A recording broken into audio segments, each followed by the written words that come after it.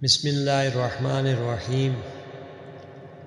جو چیز مردہ دل کے لیے موت ہے وہ عاشق کے لیے عین حیات ہے۔ عاشقوں کی غذا القائے الہی ہے۔ جس نے زندگی میں القائے حاصل نہ کیا بے حیا ہے۔ انسان کے ظاہر و باطن کا دار و مدار اس کے حوالے نفس پر ہے کہ نفس ہمارا سحری کے وقت فرعون ہوتا ہے، بھوک کے وقت پاگل کتے کی طرح درندہ ہوتا ہے اور غصے کی حالت میں شیطان ہوتا ہے۔ علم حاصل کر تاکہ تجھے قرب خدا حاصل ہو، ورنہ جاہل آدمی تو ہوا کا پتلا اور شیطان جن ہوتا ہے۔ آدمی کے وجود میں نفس مثل یزید ہے اور روح مثل بایزید ہے۔ توجہ کے کیا معنی ہیں؟ توجہ رخ کو کہتے ہیں اور رخ چہرے کو کہتے ہیں۔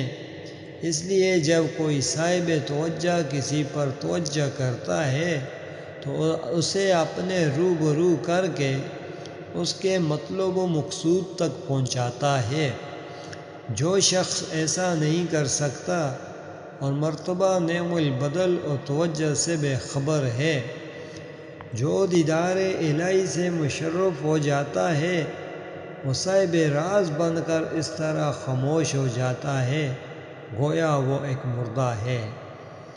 مرشد کامل وہ ہے جو تصور اسم اللہ ذات سے معرفت دیدار منکشف کرتا ہے اور پھر اسم ذات میں لوٹ آتا ہے، کیونکہ ابتدا و انتہا کا کوئی مرتبہ بھی اسم اللہ ذات سے باہر نہیں اور نہ ہی ہوگا۔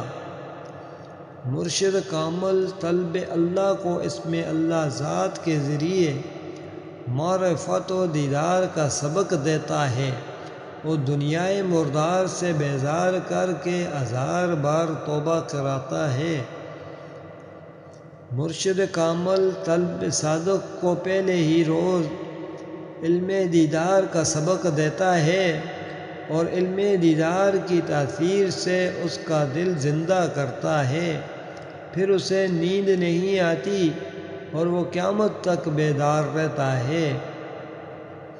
جس میں یہ 7 چیزیں دیکھو تو سمجھ جاؤ اس میں نور موجود ہے: اعتقاد، یقین، اخلاص، صدق، اعتبار، طلب اور محبت۔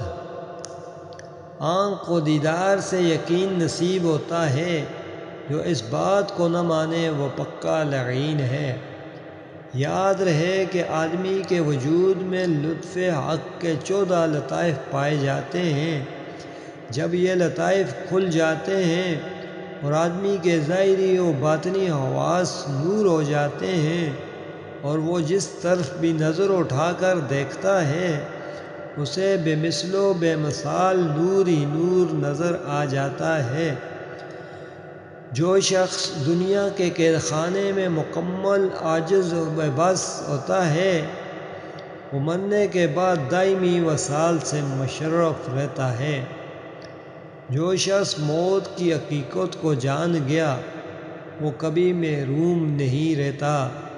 جو شخص موت کی حقیقت سے بے خبر رہتا ہے وہ کبھی مخدوم نہیں رہتا۔